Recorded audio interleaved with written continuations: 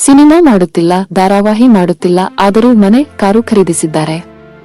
ದುಡ್ಡು ಹೇಗೆ ಸಂಪಾದನೆ ಮಾಡುತ್ತಾರೆ ಎನ್ನುವ ಪ್ರಶ್ನೆಗೆ ಕನ್ನಡದ ನಟಿ ನಿರೂಪಕಿ ಅನುಪಮಾ ಗೌಡ ನೇರವಾಗಿ ಉತ್ತರ ಕೊಟ್ಟಿದ್ದಾರೆ. ನಾನು ಸಿನಿಮಾ, ಧಾರಾವಾಹಿ ಮಾಡುತ್ತಿಲ್ಲ, ಆದರೆ ನಿರೂಪಣೆ ಮಾಡುತ್ತಿದ್ದೇನೆ. ಸಿನಿಮಾಗಿಂತ ನಿರೂಪಣೆಯಲ್ಲೇ ಚೆನ್ನಾಗಿ ದುಡ್ಡು ಮಾಡುತ್ತಿದ್ದೇನೆ ಎಂದು ತಮ್ಮ ಆದಾಯದ ಮೂಲದ ಬಗ್ಗೆ ಉತ್ತರಿಸಿದ್ದಾರೆ.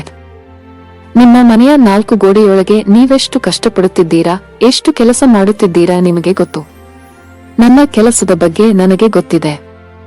ಹೀಗಾಗಿ ನಾನು ನಿರೂಪಣೆ ಮಾಡುವವರನ್ನು ತುಂಬಾ ಗೌರವಿಸುತ್ತೇನೆ.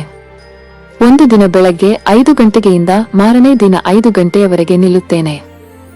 ನಾನು ವಾರಕ್ಕೆ ಒಂದೇ ದಿನ ಕೆಲಸ ಮಾಡುವುದು, ವಾರಕ್ಕೆ ಒಂದೇ ದಿನ ಶೂಟ್ ಮಾಡುವುದು.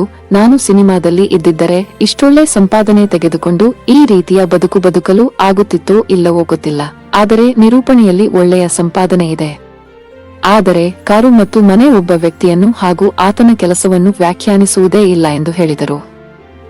ನಾನು ನಿರೂಪಣೆ ಶುರು ಮಾಡಿ 5 ವರ್ಷ ಆಗಿದೆ ಅಷ್ಟೇ. ಮೊದಲು 2 ಕಾರ್ಯಕ್ರಮದ ನಿರೂಪಣೆಯನ್ನು ಜನರು ಇಷ್ಟಪಡಲಿಲ್ಲ. ಬಿಗ್ ಬಾಸ್ ಪರಿಣಾಮ ಅಂತ ನನಗೆ ಅನಿಸುತ್ತದೆ. ಕನ್ನಡ ಕೋಗಿಲೆ, ಮಜಾ ಭಾರತ ಮಾಡಿದೆ.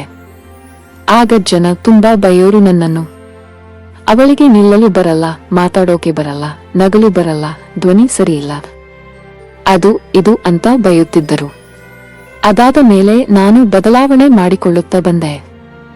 ಬದಲಾಯಿಸಿಕೊಳ್ಳಲು ನನಗೆ ಅವಕಾಶ ಸಿಕ್ಕಿತು.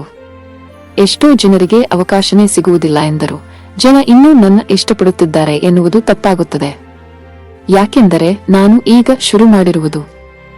ಜನ ನನ್ನ ಒಪ್ಪಿಕೊಳ್ಳೋಕೆ 2.5 ವರ್ಷ ಆಯ್ತು. ಜನರು ಬೇಡ ಅಂದರೆ ಚಾನೆಲ್ ಅವರು ಕೂಡ ಕೆಲಸ ಕೊಡುವುದಿಲ್ಲ. ಆದರೆ ಅನುಶ್ರೀ ಅವರು ನಿರೂಪಣೆ ಶುರು ಮಾಡಿ 10 ವರ್ಷ ಮೇಲಾಗಿದೆ. ಇವತ್ತಿಗೂ ನಂಬರ್ 1 ಆಂಕರ್ ಅವರು ಕರ್ನಾಟಕದಲ್ಲಿ. ಯಾಕೆ ಎಂದರೆ ಕಾರ್ಯಕ್ರಮಕ್ಕೆ ಏನೋ ಒಂದು ವಿಷಯ ಅವರಿಂದ ಸಿಗುತ್ತಿದೆ. ಕಾರ್ಯಕ್ರಮಕ್ಕೆ ಏನೋ ಒಂದು ಮೆರುಗು ತರುತ್ತಿದ್ದರಲ್ಲ, ಅದಕ್ಕೆ. ಇಲ್ಲ ಅಂದರೆ ಬಹುಶಃ ಅನುಶ್ರೀ ಇರುತ್ತಾನೆ ಇರಲಿಲ್ಲ. ಆ ಜಾಗದಲ್ಲಿ ಬೇರೆಯಾರೋ ಇರುತ್ತಿದ್ದರೇನೋ. ನಂಬರ್ 1 ಆಗುವುದಕ್ಕೆ ಕಷ್ಟ ಇದೆ. ಅದರ ಜೊತೆ ಅದನ್ನು ಉಳಿಸಿಕೊಳ್ಳುವುದು ಕೂಡ ಕಷ್ಟ ಇದೆ.